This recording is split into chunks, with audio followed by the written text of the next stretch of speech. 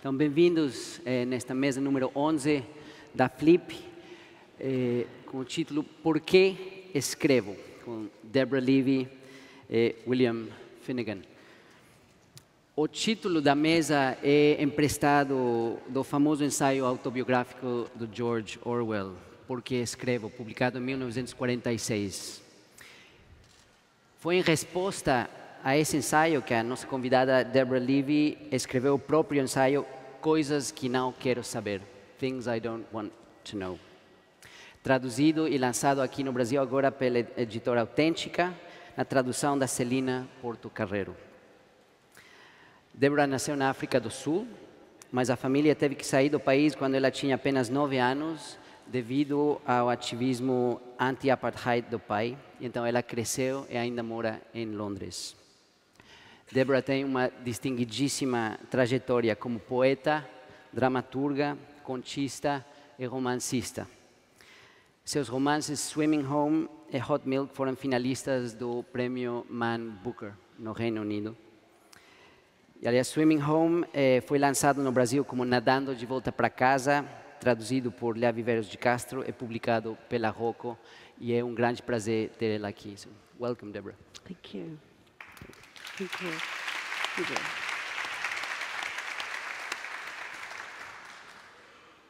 William Finnegan, Bill, nasceu em Nova York, mas cresceu em Califórnia e Havaí. Ele já era conhecido como um dos notáveis repórteres da revista New Yorker, cobrindo guerras, conflitos políticos na África, na América Latina, nos Estados Unidos. Mas no ano 2015, ele saiu do armário como surfista doido, apaixonado, e publicou o livro de memórias Dias Bárbaros, Uma Vida no Surf. O livro está sendo lançado aqui no Brasil pela Intrínseca, na tradução de Edmundo Barreiros. É um grande prazer ter ele aqui para mergulhar nessa pergunta e entender por que ele escreve. Então, Bill, it's very good to have you here.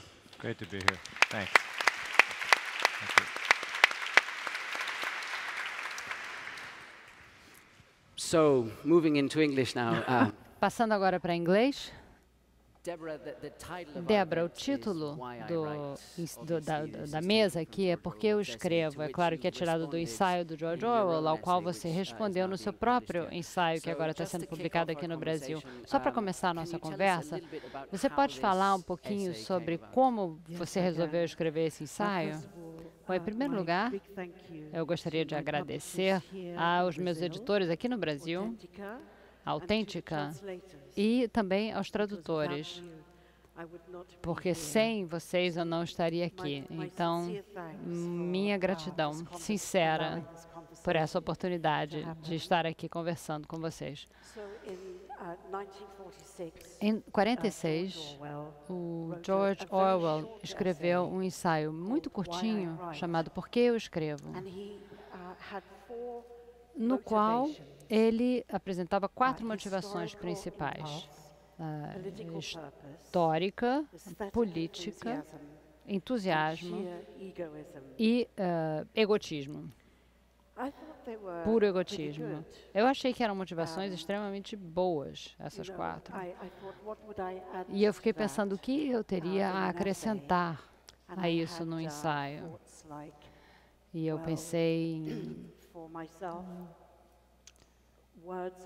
coisas como palavra e linguagem, para mim, sempre abrem a mente e não fecham a mente. Mas depois eu pensei, bom, isso está incluído no entusiasmo estético do George Orwell, né? Também no propósito político, que ele também listou como motivação. Então, eu decidi pegar os 4 cabeçalhos que ele listou e falar desses 4 de um ponto de vista feminino. E esse foi o começo, então, desse ensaio, desse livro. Uma das coisas que você comenta é que quando o George Orwell estava falando como puro egotismo, como sendo uma das motivações do escritor, ele não estava pensando em mulheres escritoras, certamente.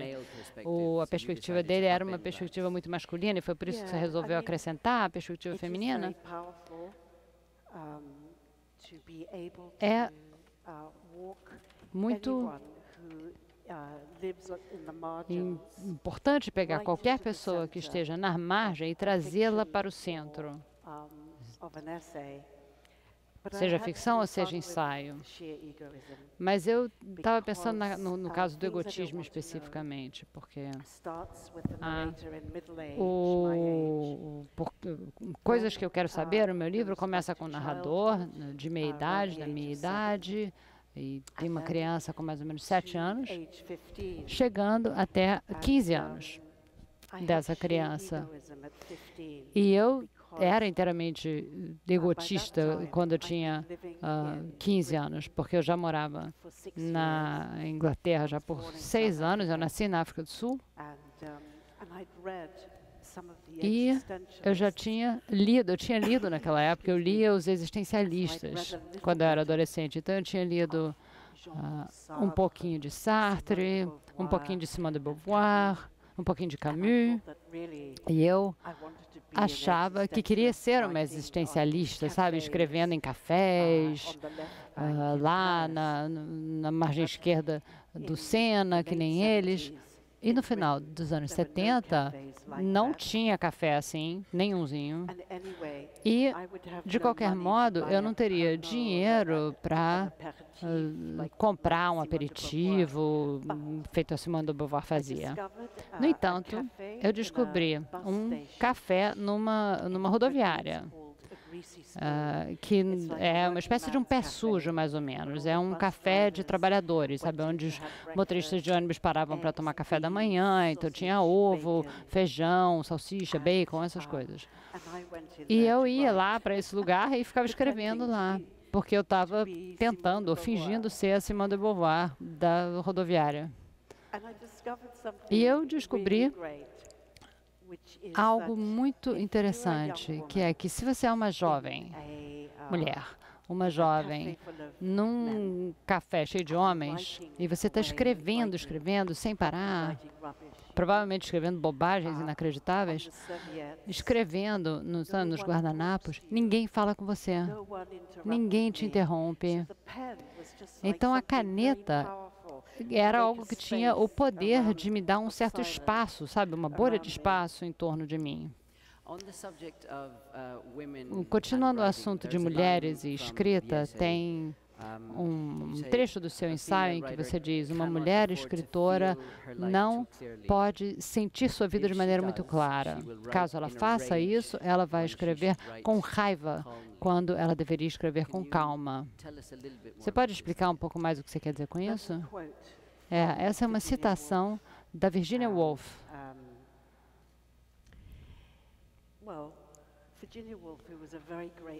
A Virginia Woolf foi uma grande escritora.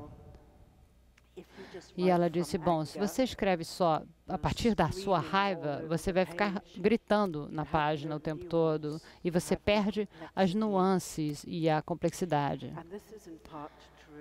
Isso é parcialmente verdade, mas eu acredito na raiva também como motivação para a escrita, porque às vezes, quando a gente está com mais raiva, é que nós contamos a verdade, não só para as outras pessoas, mas nós sentimos essa verdade em nós mesmos, muitas vezes pela primeira vez.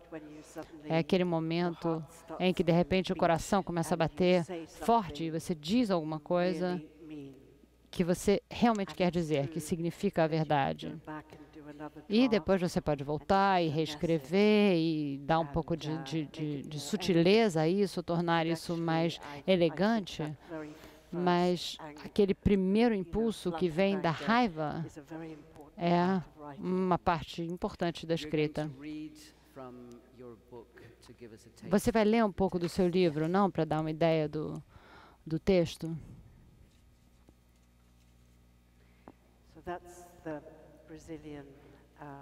Essa aqui, então, é a tradução em português do Brasil, que está aqui, e esse aqui é o em inglês.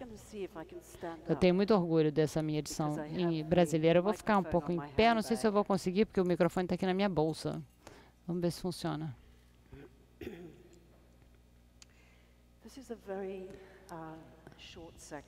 Esse aqui é um trecho muito curto do livro. Eu nasci em 1959 na África do Sul do Apartheid. A minha mãe e o meu pai estavam participando da luta pelos direitos humanos naquela época. E o meu pai ensinava as crianças africanas negras a escrever, e isso era ilegal. E ele era membro do Congresso Nacional Africano junto com o Nelson Mandela e todas as pessoas da sua geração. E ele se tornou um prisioneiro político, ficou preso durante 4 anos. Quer dizer, ele desapareceu, então, sumiu quando eu tinha 5 anos e voltou quando eu tinha 9. E aí nós tivemos que sair da África do Sul e fomos morar no Reino Unido. Então, a única maneira de eu poder escrever sobre aquela época era do ponto de vista de uma criança, porque eu saí de lá com 9 anos. E eu nunca tinha achado que essa era uma história importante de contar. Mas, sob o cabeçalho de impulso histórico, eu comecei a contá-la. 2 anos depois, eu estava com 7 anos e papai continuava sumido. Mas minha mãe disse que iria voltar. Encarei os olhos pintados da minha boneca Barbie e pensei na situação. Meu pai estava sumido. Estava sumido porque era membro do Congresso Nacional Africano e o governo tinha banido o CNA porque não concordava com sua luta por direitos humanos iguais. Todos precisavam ser corajosos. Procurei nos olhos azuis da Barbie algum sinal de que ela não fosse corajosa. Para meu alívio, não encontrei nada, porque seus olhos eram pintados. Ela era o mais calma e linda possível. E eu queria ser assim também. Eu adorava que minha boneca tinha vindo com 4 perucas e um secador de cabelo. Porque a Barbie, com certeza, não era afetada pelas coisas horríveis que aconteciam no mundo. Eu queria ter olhos azuis pintados, com cílios pretos longos. Queria olhos que não guardassem segredos. Onde está seu pai? Por não haver segredos para guardar. Está numa masmorra, sendo torturado. A Barbie era de plástico e eu também queria ser de plástico. Na escola, quando eu tentava falar, fazia um esforço enorme para minhas palavras saírem alto. O volume da minha voz tinha sido abaixado. O dia inteiro me pediam para repetir o que eu tinha acabado de dizer, falar mais alto. E eu tentava, mas não conseguia. Eu tentava, mas a minha voz não saía alta. Você é burra ou muda? Eu disse às crianças que meu pai estava fora, na Inglaterra. Onde? Na Inglaterra. Eu não tinha certeza direito de onde era a Inglaterra ou de onde meu pai estava. Mas minha professora de Afrikaner olhou para mim como se soubesse de tudo. Eu estava pensando na expressão do nada, que em inglês é out of the blue, do azul. Era emocionante pensar no azul como algo de onde as coisas saíam. Havia um azul e ele era grande e misterioso, era como névoa ou gás e era como um planeta, mas também uma cabeça humana. Out of the blue, quer dizer, do nada, do azul, a minha professora perguntou como eu soletrava o meu sobrenome. Para mim, é claro, era óbvio que ela sabia que meu pai era um prisioneiro político, mas daí, com a voz agitada, ela disse, "Ah, você é judia!" Como se acabasse de descobrir algo incrível. Talvez uma moeda romana presa na pata de um gatinho, ou uma libélula escondida num pão de forma. Depois ela piscou os cílios castanhos e disse: "Já chega das suas bobagens." O comentário dela não saiu do nada. Não mesmo. Aconteceu que, algumas semanas antes, ela tinha escrito alguns comentários irritados no meu caderno de exercícios. Sempre escreva na primeira linha. Comece aqui. Eu tinha ignorado a correção feita com esferográfica vermelha porque escrever na primeira linha era impossível. Eu não sabia por quê, mas eu sempre começava na terceira linha, de modo que ficava um espaço entre o topo da página e a primeira linha onde eu começava. Ela disse que eu estava desperdiçando papel, então preencheu com a própria letra o espaço vazio entre a primeira e terceira linhas de todas as páginas, escrevendo: comece aqui, comece aqui, comece aqui. Quando ela sacudiu o dedo na minha cara, era como se tivesse entrado no meu olho, como se um fantasma atravessasse um muro de tijolos. Leia em voz alta o que eu escrevi no seu caderno, ela disse. Eu não ouço, não estou te ouvindo. Você escreveu: comece aqui. Sim. Por que você é a única menina, a única criança na minha turma que acha que pode começar onde bem entender? Pegue seu caderno e vá para a sala do diretor. Ele está esperando você. Ai, aquilo sim veio do nada. O que eu menos queria era que o Sr. Sinclair estivesse me esperando. Enquanto eu carregava o ofensivo caderno de exercícios embaixo do braço, eu espiei pela janela da outra sala. Na turma 1J havia um menino chamado Pete, que tinha uma marca roxa na testa, parecida com um buraco de bala. Todas as crianças sabiam que a professora tinha lhe raspado a cabeça e lhe passado iodo na testa com um chumaço de algodão por causa dos palavrões que ele falou. Agora ele estava com a testa manchada de roxo para que todos vissem que ele tinha feito alguma coisa errada. E eu fiquei pensando se a marca não ia sumir nunca. Quando ouvi a história de Jesus Cristo e de como suas pobres mãos de carpinteiro foram pregadas na cruz, eu pensei em Pete.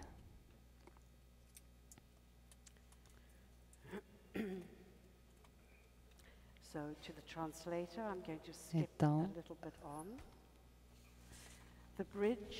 a ponte cruzava o pátio. Todas as crianças brancas estavam na sala de aula, mas 3 crianças negras, 2 meninos e uma menina, tinham pulado o portão e estavam revirando as latas de lixo. As crianças africanas estavam descalças e a menina usava um vestido amarelo com uma manga só. Seu cabelo tinha o corte rente à cabeça, como o cabelo de Tandiwe. Às vezes eu e Tandiwe lavávamos o cabelo uma da outra no banho com o sabonete Dux. Uma vez, quando entrou sabonete no nosso olho, a gente jogou água no rosto e tentou encontrar uma toalha com os olhos fechados.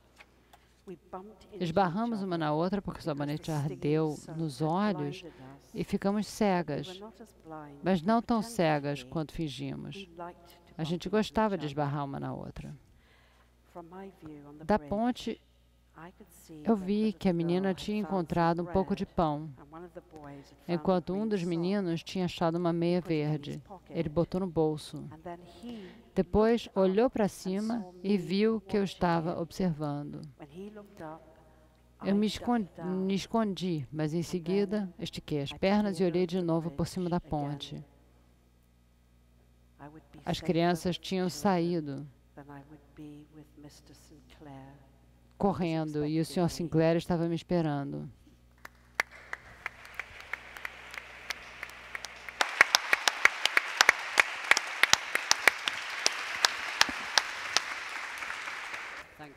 Muito obrigado, Débora. Então, é o início de uma carreira de rebelião contra ordens, dizendo como e aonde deve escrever. Você pode nos contar sobre o momento mais adiante na sua vida, quando você foi incentivada a elevar a voz e eu disse, eu vou levantar a voz, mas vou fazer isso no papel. Então, eu fiquei muda durante um ano, não conseguia falar na escola. E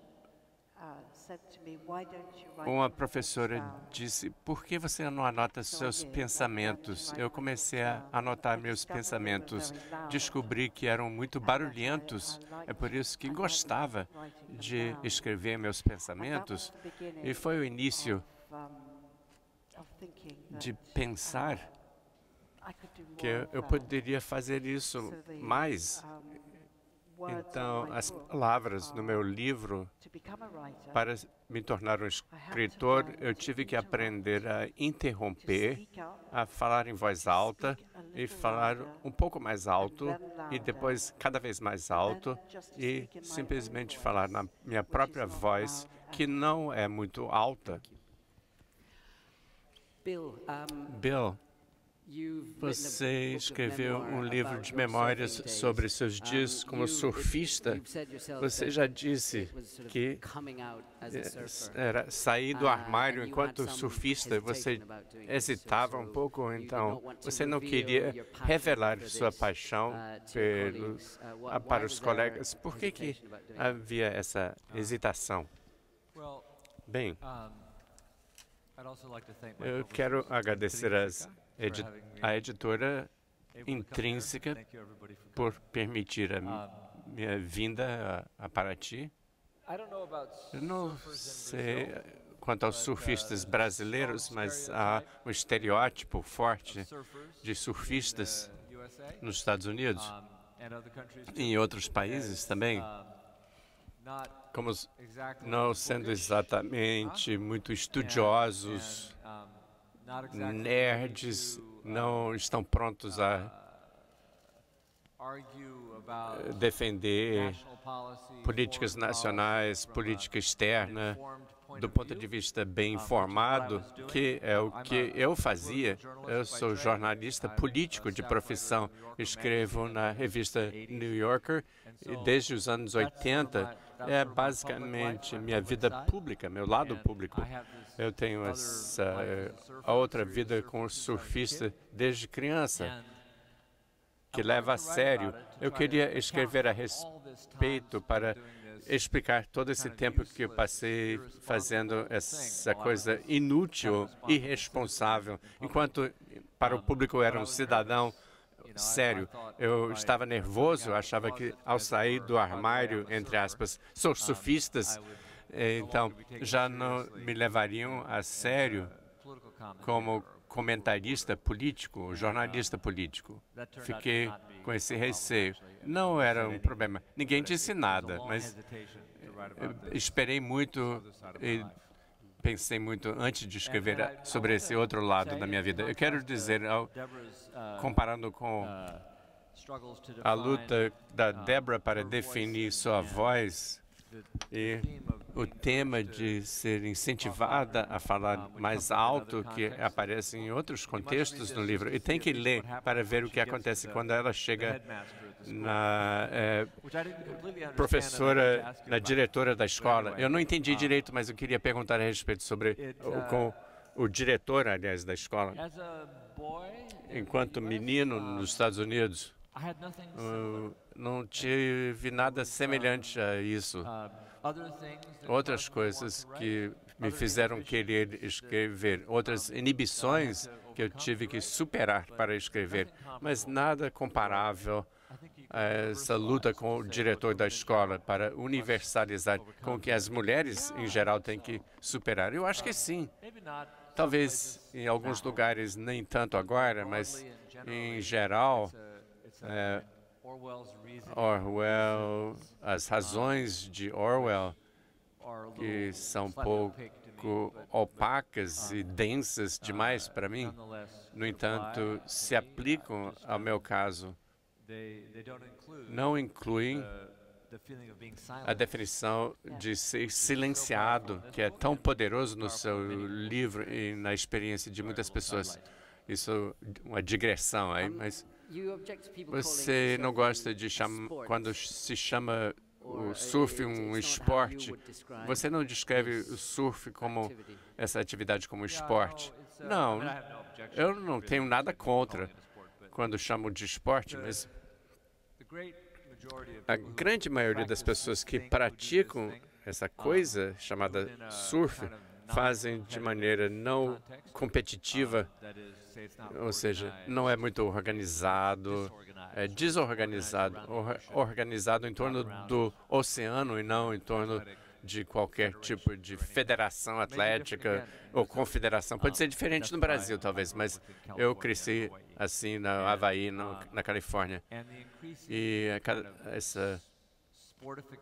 a esportificação, eu não sei se é uma palavra que existe, esportificação, a transformação do surf no esporte oficial. Agora vai ser incluído nas Olimpíadas daqui a pouco, em Tóquio, inclusive, nos próximos Jogos. É horrível, na minha opinião. E talvez eu diria que é para a maioria dos surfistas, a indústria surfista, fabricante de pranchas, roupa, óculos, etc. Tudo que se vende e competições, etc. Eles ficam muito felizes com o surf nas Olimpíadas. Assim ganham dinheiro, mas não é do interesse dos surfistas que fazem essa coisa, que tem um problema de superpopulação. Tem gente demais fazendo. As ondas ficam muito cheias demais de gente. Eu me pergunto às vezes, qual é a sua onda favorita e predileta e que eu procuro pelo mundo afora? E não tem sentido para mim, porque as ondas grandes, já tem gente demais. Não dá para ver a onda, porque tem gente demais. Então, os surfistas querem que se eu puder falar por muitos outros surfistas, eu diria que nós esperamos que torne-se impopular, que os outros esqueçam, que não seja mais legal, não seja mais moda. Não nas Olimpíadas, pelo amor de Deus. Eu sou contra essa superpopulação. E o surf não é uma coisa boa para começar, eu digo. Eu aprendi que a palavra que você usa para pessoas amadores de fim de semana é cooks. O que é isso?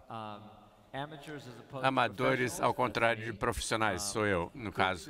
Cooks é uma palavra havaiana. Aprendi no Havaí, sim. É um termo depreciativo. Usam no Brasil também cooks? Sim. Não usam. Fico feliz em saber, porque é um termo que os surfistas usam para quem está, apenas os cooks, ou seja, aqueles que não estão com nada e não pegam bem a onda. É brutal. Se o surfista diz que você é um cook, você imediatamente é motivo de briga. É a pior coisa, de xingar de cook. Então, tenho interesse. Levantem as mãos. Quantas pessoas aqui nesta sala são surfistas ou gostam de surf? Alguém? Algumas mãos levantadas, poucas. Surf e livros não necessariamente combinam. Você comprovou essa tese ou desmentiu essa tese. A maioria dos meus leitores não são surfistas. Você vai ler um trecho do seu livro, não é isso? Apenas um trecho curto do primeiro capítulo do livro. É sobre quando eu era garoto no Havaí, 13, 14 anos, adolescente. Talvez diferenciando um pouco surf de outros esportes. Eu fazia já há alguns anos e mudamos para Havaí quando eu tinha 13 anos. As ondas eram um pouco maiores, a grande empolgação para mim, mas tive que enfrentar também. Não escrevo sobre isso aqui, mas estava saindo da igreja, fui criado na igreja católica, aliás. Eu fui confirmado, fiz a catequese, tudo. Agora sou um adulto, os olhos da igreja, tudo bem, fui crismado, mas não vou mais assistir mais à missa. Estava perdendo a fé. E tento descrever no surf, no contexto de outros esportes, e a fé, a perda da fé, em Havaí e tudo mais. Mas o surf sempre tinha um horizonte, essa linha do medo que tornou diferente das outras coisas, e sem dúvida dos outros esportes que eu conhecia. Você podia praticar com amigos, mas quando as ondas ficavam grandes ou você se encrencava, nunca parecia haver ninguém por perto. Tudo lá fora era interligado de uma maneira perturbadora. As ondas eram o campo do jogo, eram a meta, o objeto de sua devoção e de seus desejos mais profundos. Ao mesmo tempo, eram seu adversário, sua nêmesis, até seu inimigo mortal. O surf era seu refúgio, seu esconderijo feliz, mas também um mundo selvagem e hostil, um mundo indiferente, dinâmico. Aos 13 anos, eu tinha praticamente parado de acreditar em Deus, mas esse era um novo desdobramento e ele deixara um vazio no meu mundo, uma sensação de que eu havia sido abandonado. O oceano era como um Deus indiferente, infinitamente perigoso e com um poder imensurável. E ainda assim esperava-se que você, mesmo quando criança, o avaliasse todo dia. Exigia-se que isso era essencial, uma questão de sobrevivência, que você conhecesse os seus próprios limites, tanto físicos quanto emocionais. Mas como era possível conhecer os próprios limites sem testá-los? E se você não passasse no teste? Exigia-se também que permanecesse calmo se as coisas dessem errado. Todo mundo dizia que o pânico era o primeiro passo para o afogamento. Supunha-se também que as habilidades das crianças iam aumentando, o que era impensável em um ano se tornava razoável, possível, viável no ano seguinte. Minhas cartas de Honolulu, eu cito muito dessas cartas no primeiro capítulo, as cartas de Honolulu em 1966, que me foram gentilmente devolvidas há pouco tempo, são menos marcadas por discussões francas sobre o medo do que por uma babaquice arrogante. Não pense que de repente fiquei corajoso. Eu não fiquei. Mas as fronteiras do que era razoável estavam de forma silenciosa e constante recuando para mim. Isso ficou claro no primeiro grande dia que presenciei em Cliffs, é um lugar local lá em Honolulu, onde vivemos, Diamond Head Cliffs, que se chama o lugar. No primeiro grande dia que eu presenciei em Cliffs, ondulações de período longo tinham chegado à noite. As séries, ondas maiores, que normalmente vêm em grupos, estavam bem acima da cabeça, lisas e cinza, com longas paredes e seções poderosas. Fiquei tão empolgado em ver a excelência que o pico no fundo do meu quintal era capaz de produzir que perdi a minha timidez habitual e comecei a surfar com crowd no pico principal.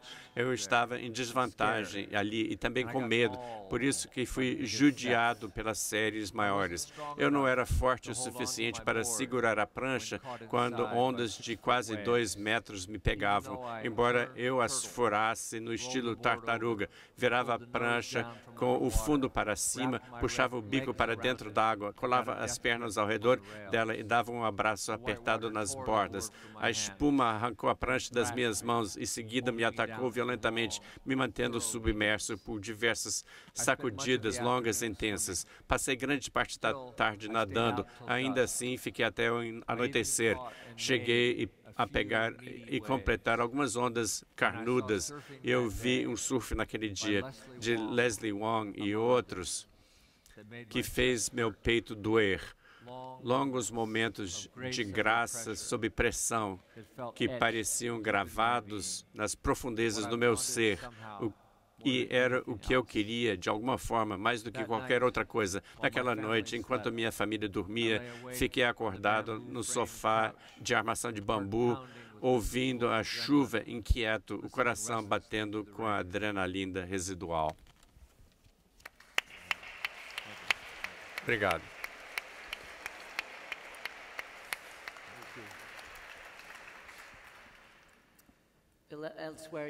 Em outro lugar, você escreve sobre surf, preenchendo uma cavidade psíquica, tendo perdido a religião, e você descreve o oceano, as ondas, como um Deus indiferente, infinitamente perigoso. Então, era uma religião, de certa forma, não é isso?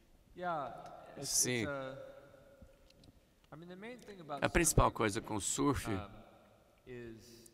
é compreender a leitura do oceano, as ondas. Isso inclui tanto uma compreensão analítica, a capacidade de prever o que o oceano vai fazer em seguida, com base em muita experiência, o estudo oceanográfico e, além disso, também um realismo, uma compreensão realista do que o oceano vai fazer para retirar as ideias, os desejos antropomórficos. O oceano, que eu adoro. Talvez você ama o oceano, mas o oceano não ama você. Não há um amor recíproco, então sempre tem que ser essa compreensão do que existe ali. Nesse sentido, um pensamento ateísta ou politeísta, um poder enorme e que você se dedica e se devota, que você tem que ter clareza. Não dá para matar. Pode matar, aliás. Não tem sentimentos em relação a você, mas com o seu poder puro e transhumano, esse poder e violência consegue matar. As ondas são violentas. Quando você é um surfista sério, você está interessado em ondas mais poderosas, não apenas maiores, e ficar perto daquela violência é a questão. Não é toda a questão, mas esperar, estudar e muitos outros componentes fazem parte, mas o pico, o apogeu é aquela evento natural muito violento. É uma religião um pouco esdrúxula, mas é a sobrevivência, a morte não é uma questão imediata, no dia normal, pelo menos, mas sempre existe ali. Enquanto você lê, o limite do que você faz é uma questão muito séria, então varia até aquele limite. Naquele sentido, envolve questões grandes. A ideia de um surfista que lê as ondas, que lê o oceano, volta à conversa que começamos a ter antes. Ambos são muito dedicados como nadadores e começamos a discutir se existe uma ligação entre o ato de nadar e surfar e escrever. Débora, o que você pode nos contar a respeito? Na verdade, é uma questão prática. Porque quando eu escrevo ficção, eu escrevo principalmente romances, é como sentar num voo longo e 12 horas depois você já está chegando perto do seu destino. E nadar é uma maneira de esticar os músculos.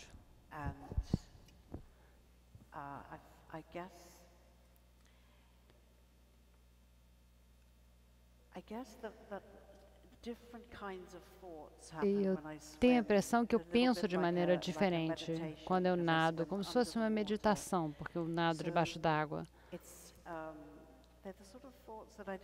São pensamentos que eu não tenho normalmente quando escrevo. Quando eu estava escrevendo meu livro, que se chama Nadando de Volta para Casa, eu comecei a pensar no que é uma piscina. Claro, parece óbvio, né? E isso é comum quando a gente começa a pensar na realidade material. Mais ou menos como você estava falando do pensamento positivo, de quando tem uma onda vindo na sua direção. Uma piscina é um buraco no chão. É mais ou menos como um túmulo coberto de água. E nós também começamos a vida no útero, dentro d'água, dentro de líquido. Então é como se fosse um útero e um túmulo ao mesmo tempo. E o meu livro se passa em torno de uma piscina, que também é mais ou menos como um teatro. E eu fui formada no teatro, eu comecei minha carreira escrevendo peças de teatro quando eu era jovem. Portanto, a piscina tem entrada e saída, as pessoas vestem um figurino especial, tudo isso como no teatro.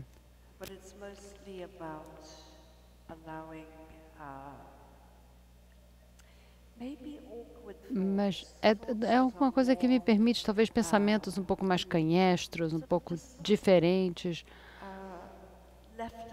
São pensamentos inesperados, surpreendentes. Eu consigo resolver problemas que eu tenho na minha escrita depois de ter acabado de nadar. E depois é bom, sabe, ter água na pele. É bom estar molhada, é bom ficar de cabelo molhado. Quando eu estiver bem velhinha, quando eu estiver com uns 90 anos, se eu chegar a 90, eu só quero andar de maiô o tempo todo e estar em contato com a água. E uma máquina de escrever. Bom, para mim, nadar é uma derrota. Eu passo tanto tempo correndo atrás de ondas que eu fico achando que eu não tenho nem tempo para nadar, nem para fazer nada. Eu tenho que trabalhar. Quando eu saio da água, eu tenho que trabalhar. Mas à medida que a idade foi chegando, eu comecei a ver que eu moro em Nova York, eu moro em Manhattan. E eu percebi que se eu não fizesse alguma coisa, eu não consigo surfar todo dia, claro. E se eu passo algumas semanas sem surfar, quando eu chego na água, eu entro no mar, eu estou mais fraco, os meus músculos estão mais fracos, eu não consigo ter um timing bom. E eu comecei a perceber que eu tinha que fazer alguma coisa, fazer algum exercício todos os dias. Então eu comecei a nadar, mas é uma derrota. Você nada debaixo d'água? Não, eu nado crawl. Depois sim, eu faço um pouquinho debaixo d'água, porque eu sei que você tem que... Porque o que eu faço no mar, né, quando eu estou surfando, é que eu tenho que ficar aprendendo a respiração. Quer dizer, a maioria das pessoas nada com a cabeça para fora. E eu sempre digo para os meus amigos que se eles enchessem a piscina de chá, todo mundo ia nadar debaixo d'água. Bill, você falou uma coisa que surfar é um bom treinamento para quem tem que ficar sentado escrevendo, simplesmente pelo tempo que você passa esperando no mar, né? Talvez seja diferente para outros escritores, mas certamente o surf inclui muita espera e é um dos motivos pelos quais não serve para ser um esporte de espectador, porque se alguém já viu, é muito, muito chato assistir um campeonato de surf, né? Isso, você fica na praia assistindo um campeonato de surf, é chatíssimo. E quando você está surfando, você aprende a ter paciência, porque você passa muito tempo esperando. E eu faço isso muito na minha mesa de trabalho também. Quando eu fico esperando, eu tenho que ter paciência, eu tenho que esperar ter uma boa ideia para a próxima palavra, a próxima frase, a próxima sessão do que eu estiver escrevendo. Outros escritores talvez não tenham isso, mas no meu caso é isso que acontece. Se eu tiver paciência, eu acho que vem. E eu aprendo essa paciência mais no oceano do que em qualquer outro lugar na minha vida. Lendo os livros de vocês, me parece que eles tratam da questão de identidade, tentar identificar uma identidade, seja a Débora criando sua identidade como uma jovem escritora em Londres, ou o Bill encontrando o seu espaço no mundo. tentando pegar a onda perfeita e tentando se encaixar nessa comunidade. Isso seria uma descrição que faz sentido? No meu livro mais recente, chamado Hot Milk, leite quente,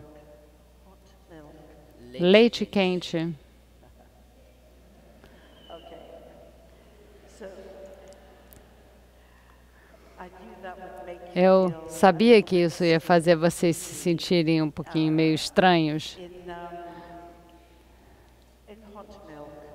Nesse livro, Leite Quente, o personagem é uma personagem principal de 25 anos de idade e o pai dela é grego e a mãe é inglesa, nascida em Yorkshire. E ela se chama Sofia. Ela nasce no Reino Unido, mas ela tem um nome Papasteriadas. É um nome que ninguém sabe escrever, ninguém sabe pronunciar. Sofia Papasteriadas.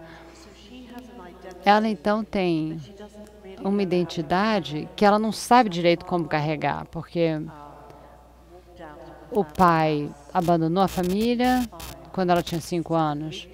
Então, o lado grego do pai é de difícil acesso a ela. Ela não consegue, de fato, entender e saber o que fazer com essa identidade. Então, eu dei a ela um problema. Esse problema, logo no início do livro. E não é exatamente um problema, mas é algo que me interessa, porque eu também venho de outro lugar. Nomes são uma coisa que me interessa muito quando eu escrevo. No outro livro, Nadando de Volta para Casa, tem um personagem que é um poeta inglês, que na verdade nasceu na Polônia. E ele é chamado de poeta inglês, de poeta polonês, e uma série de outras coisas. Józef Nowogratzki e como polonês e Joe Jacobs como inglês. Então, isso são coisas que me interessam, identidades que se deslocam de um polo ao outro, porque eu acho que a maioria de nós somos assim. Eu não sei, eu acho que eu falaria dessa pergunta sua como escritor. Eu era um poeta quando eu era bem jovem, depois eu me tornei um autor de ficção, escrevi 3 romances. E depois, numa experiência, aliás, na África do Sul, eu era um escritor, um romancista e um surfista ao mesmo tempo. Só assim, sabe, viajando pelo mundo, procurando ondas e escrevendo romances. E também trabalhando aqui e ali, claro, para ganhar dinheiro, né, para viver. Então, eu fazia trabalhos. E o último trabalho que eu tinha conseguido, e o mais sério, era dar aula numa escola de ensino médio em Cape Town, durante o Apartheid. Eu estava ensinando numa escola negra. E foi um ano extremamente intenso politicamente. Os estudantes fizeram uma greve no país todo. O Estado apartheid reprimiu essa greve de maneira bastante violenta. E eu estava lá morando e vivendo nessa comunidade, trabalhando nessa comunidade. Muitos dos estudantes e muitos dos colegas também foram para a cadeia. Alguns foram assassinados. E foi uma experiência, para mim, de política tão direta. E eu admirava tanto os ativistas que eu conhecia naquela época, tanto os alunos quanto professores. Eu os admirava tanto que eu perdi a minha identidade como escritor de ficção, que era uma espécie de uma ficção avant-garde, meio romântica, que eu escrevia. De repente, aquilo tudo me pareceu irrelevante, tolo, algo que eu estava deixando para trás. E eu comecei ali a fazer jornalismo político. Comecei a trabalhar como freelancer nessa área de jornalismo freelancer. Aí eu voltei para os Estados Unidos e foi aí que eu comecei a levar a sério a ideia de escrever sobre política e escrever sobre o poder, a questão do poder. Levou um certo tempo para eu conseguir transferir essa minha experiência para o meu trabalho. Quer dizer, isso tudo parece muito motivado por razões externas, mas não é tão diferente para escrever uma memória como o Dias Bárbaros. Eu usei os meus diários. E é interessante ver como eu me via, todas as minhas preocupações quando eu era garoto ou adolescente, sobre poesia, os poetas que eu estava lendo, os poemas nos quais eu estava trabalhando. Depois virou esses romances e depois virou o mundo fora de mim mesmo e como traduzir esse mundo para as pessoas, como representar esse mundo de maneira clara.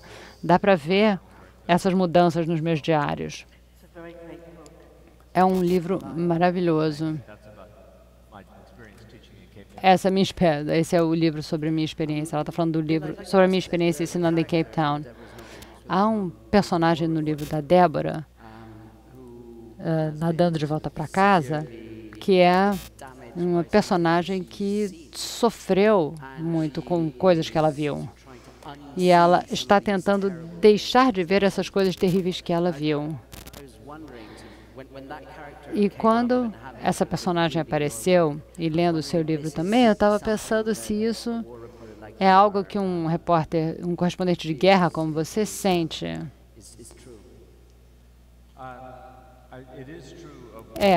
É verdade de correspondentes de guerra, de um modo geral.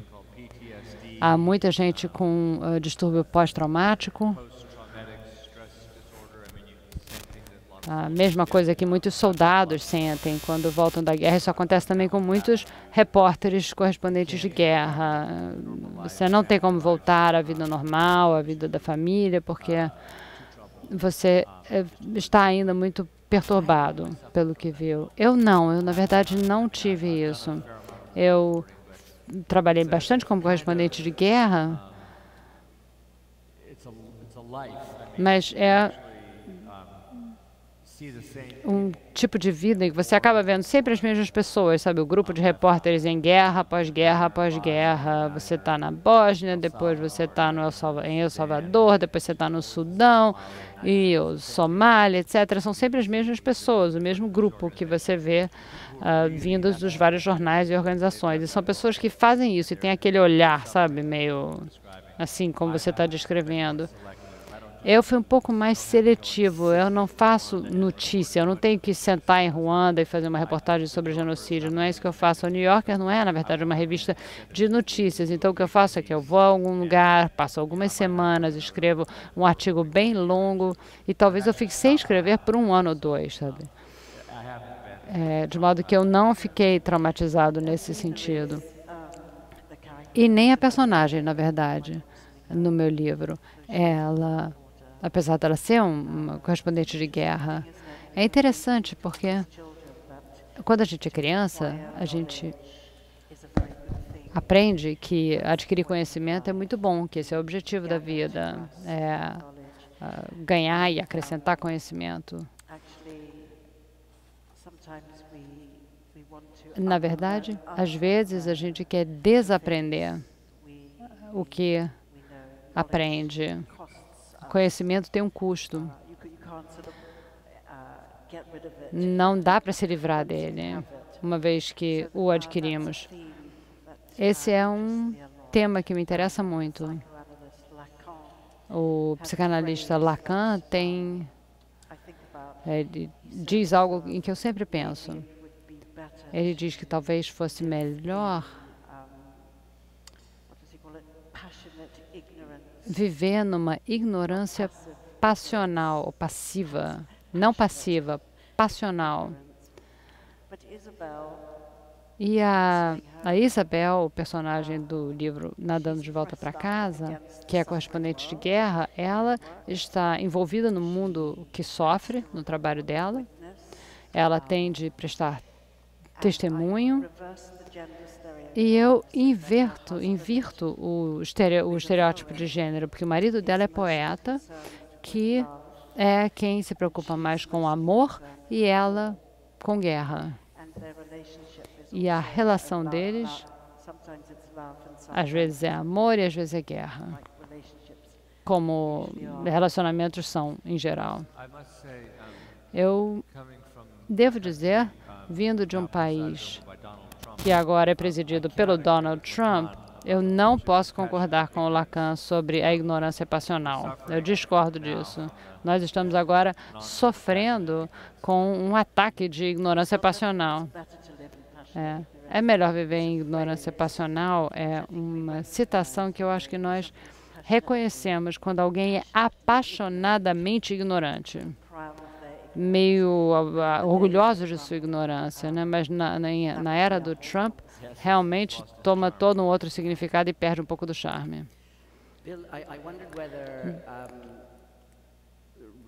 Bill, eu estava pensando se escrever um livro como esse seu livro de memórias, se isso respondia a alguma necessidade de se concentrar em algo que fosse a perseguição da beleza, a busca da beleza, que é o que você parece estar fazendo quando você busca essas ondas, pelo menos as suas descrições das ondas e da paisagem marinha. Quer dizer, você está sempre envolvido em beleza. E eu fiquei pensando se isso não seria um contraponto às dificuldades, os assuntos difíceis sobre os quais você estava escrevendo. Nunca pensei nesses termos, mas eu acho que você tem razão. Há momentos em que fica óbvio. Por exemplo, eu estive em El Salvador em um momento como jornalista e tive um dia terrível. Vários jornalistas foram mortos e um colega meu, inclusive, e eu tive que escrever imediatamente. Normalmente volto para casa em Nova York, passo algum tempo, mas isso foi imediato. Eu tive que sentar e escrever e mandar logo a notícia. Fiquei traumatizado naquele dia. Nunca superei aquele dia, mas não é aquela exposição permanente que você está falando. Para superar isso, eu fui à praia, há ondas excelentes em El Salvador, no meio da guerra, aliás, ninguém estava surfando. A praia, eu estava sozinho na praia, ficou uma imagem bem viva, é isso que eu tenho que fazer. Estou chorando, estou na praia, estou chorando na água, mas estou surfando. Mas você tem toda a razão. Tudo que eu escrevo, não tudo, mas muito do que eu escrevo é muito sombrio, as pessoas estão fazendo coisas terríveis umas às outras. Começou com o apartheid, passando para outras guerras civis e outros tipos de injustiças. E escrever sobre surf em detalhes, eu não tendo a endeusar ou dourar a pílula do surf. Muitas pessoas leram o livro, eu achei que queria surfar, depois eu li seu livro, desisti na hora.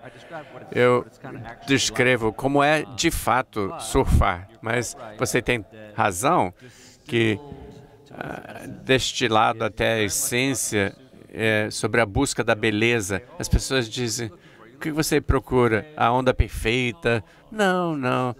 Não existe a onda perfeita, não é isso, mas é sim esse tipo de, essa experiência de imersão na beleza que você consegue ter, que outros surfistas conhecem, é o que você está buscando.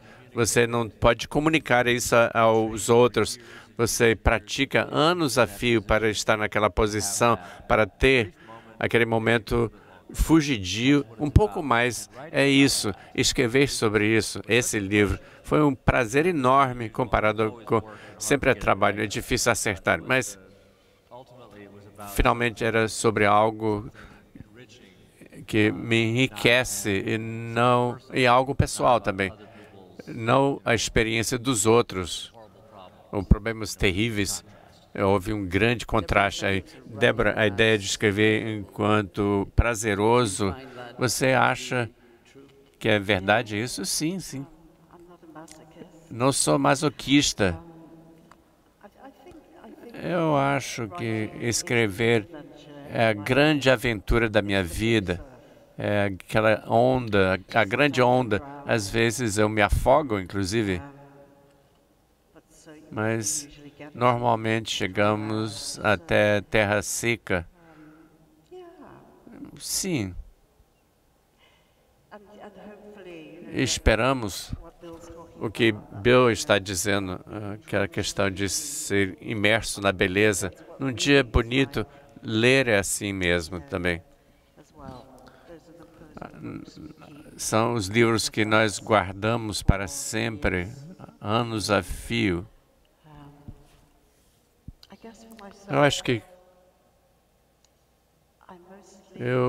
principalmente, eu acho que respeito os poetas mais, porque os poetas podem fazer tudo. Eles conseguem chegar o mais próximo à experiência humana que se consegue sem morrer de dor e, de alguma maneira, nos banham de beleza também. Há uma linha de Apolinário, aliás, eu quero abrir a janela. Aliás, quero abrir a janela como uma laranja. É uma frase estranha. Eu acho que a escrita é assim. Você quer abrir o mundo como uma laranja. E com o surf, escrever é sobre olhar e ouvir e prestar atenção. Muito frequentemente, nas descrições de surf, se compara a sexo, você está fazendo amor com a onda, esse tipo de coisa. Mas uma analogia melhor, na minha experiência, é ler algo excelente, grande, algo que também é uma experiência incrível de beleza quando tudo se junta naquela página. Isso chega mais perto da minha experiência máxima de surf. Não vou falar mais sobre sexo agora. Há uma frase no seu ensaio que me impactou. Escrever me faz sentir mais sábio do que eu era, mais sábio e mais triste também. Isso você, enquanto jovem escritor, ainda é assim? A pergunta para Débora, aliás, não é exatamente igual. Isso foi escrito com 50 anos, com 7 anos e 15, mas, de fato, a questão naquela frase é que eu acho que é importante para escritores jovens que escrevam algo que ainda não compreendem. Então, existe uma cultura atualmente, principalmente na Inglaterra, onde você tem que ter uma coerência total. Você não alcança e não procura algo. Você não compreende totalmente. Eu acho que é bom arriscar e, na medida que você escreve, destrinchar aquilo que você está buscando. E se a escrita for muito sensata, não sei, eu não quis interromper. Se a escrita for muito fechada ou acabada, muito convincente demais, morre antes de abrir os olhos e encarar o mundo. Eu não sei se é exatamente, se tem a ver exatamente, mas com o tema da noite e o assunto do seu livro, mas tanto do que é respondido nesse livro sobre por que escrevo, para mim, essa série longa de perguntas e mistérios tem a criança pequena, depois cresce e depois um adolescente que está cheio de ideias malucas e a criança faz perguntas profundas que não consegue responder, mas podemos especular. Tudo isso se soma ao resultado final. É por isso que eu escrevo. Pode passar uma vida tentando responder as perguntas feitas pela criança de 5, 9 anos, que é muito diferente do imperativo histórico masculino. Eu não sei se isso tem a ver com o que você fala sobre a escrita que é insuficientemente aberta. Eu acho que nós somos tão interessantes quanto as perguntas que nós fazemos. Então, não tem tanto a ver com por que escrevo, mas como escrevo no final. William, você fala sobre as suas memórias. As memórias, enquanto gênero literários, ficam meio borradas, e refletindo sobre o que você faz nesse livro. Quais são as questões morais sobre uma memória desse tipo? Basicamente, não é apenas porque sou jornalista, porque fica em alto relevo se você é um jornalista, onde você passa a vida conversando, entrevistando, registrando oficialmente, e todo mundo entende que você está falando para publicação com crédito e tudo mais. Mas e a memória é apenas a vida privada nas suas memórias.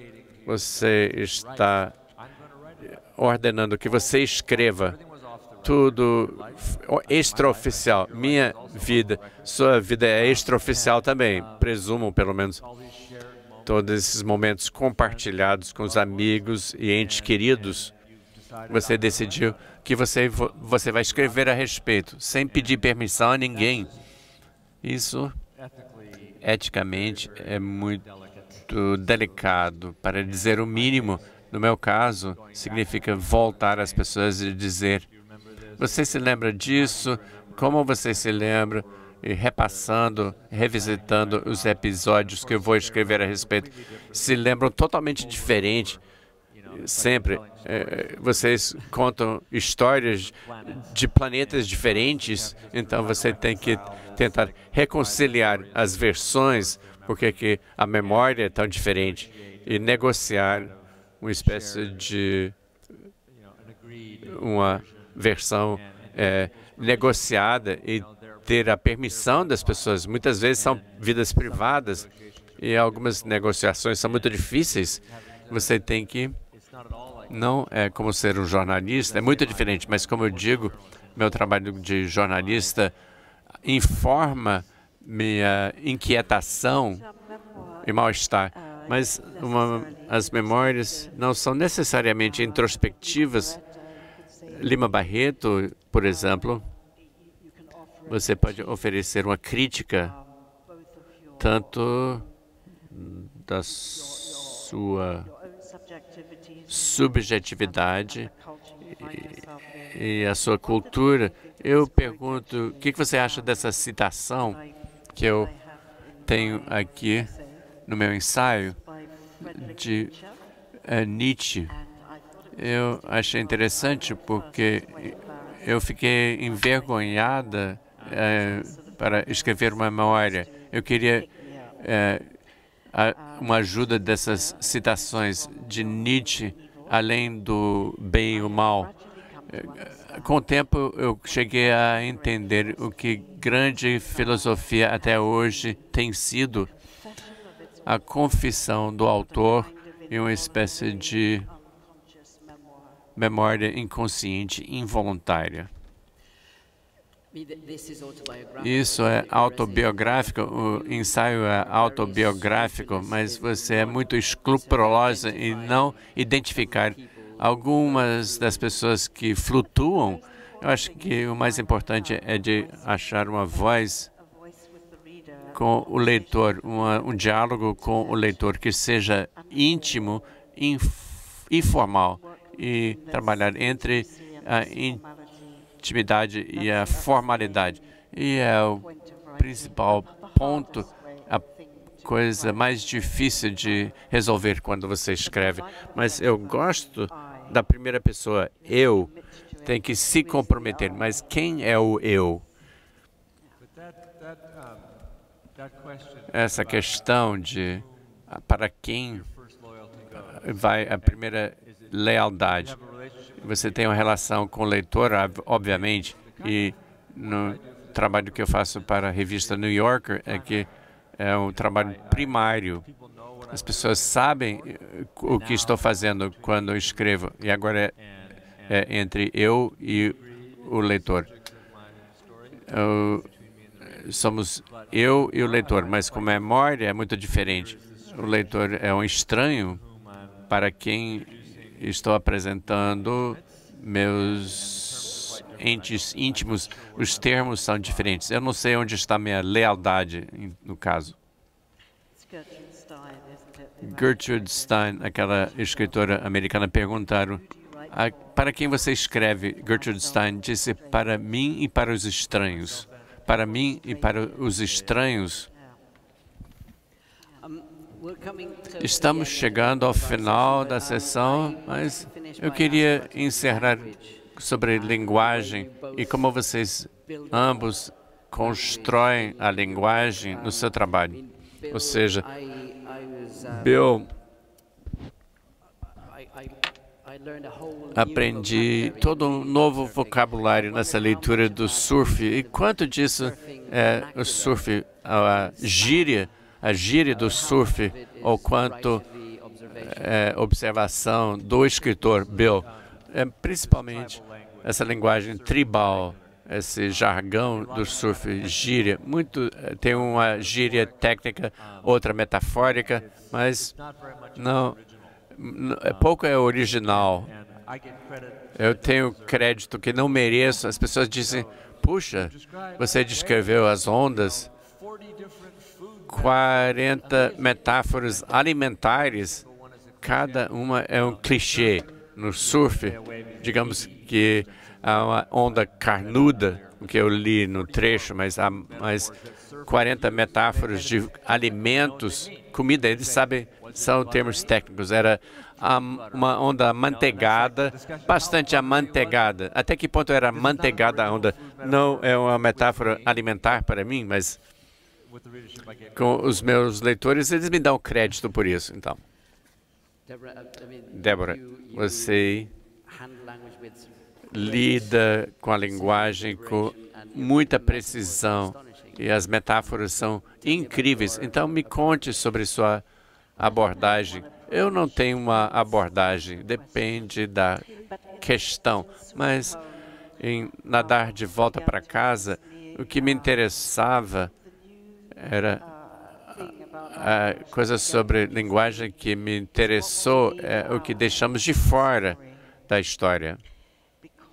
Porque se eu contar tudo sobre meu pai, vocês podem dizer: você tem uma mãe? Afinal, é quem deixamos de fora das histórias, que muitas vezes é o personagem mais interessante. Então, eu estou interessada nos personagens ausentes. E depois eu tenho uma obsessão. Então, com Nadando de Volta para Casa, eu fiquei interessada nessa palavra etc. Etc. também em português. Então, etc. A palavra latim de e outras coisas, etc. Eu me perguntei o que acontece se você colocar etc. num poema, porque Nadando de Volta para Casa é sobre uma jovem frágil, Kitty Finch, que chega com um poema que chama-se Nadando de Volta para Casa, que ela entrega para esse grande, famoso poeta homem inglês que tem grandes problemas na sua própria vida com o amor, porque ele foi abandonado quando tinha 5 anos pelos pais, que eram judeus na Polônia, mas onde ele nasceu. E disseram para ele: nunca pode voltar para casa, porque ele iria fugir, escapar e seria levado para Inglaterra e os pais iriam morrer nos campos de extermínio. Então, quando dizemos que você nunca pode voltar para casa, normalmente dizemos com raiva, mas é dito para ele pelo pai com amor, porque não pode realmente voltar para casa, nunca mais ver os pais. Então, Kitty Finch escreve esse poema e ela quer que ele leia. Eu pensei, eu quero que seja realmente um poema belíssimo, arrasa quarteirão, ou algo ambíguo, onde o leitor diz: ela é boa, talvez sim, talvez não. Então, eu escrevi 3 linhas apenas. Kitty escreve: minha mãe diz Eu sou a única joia na coroa dela, mas agora ela ficou cansada por minha causa, com todas as etcéteras minhas. Então, agora ela caminha com bengalas. Eu estava brincando com isso.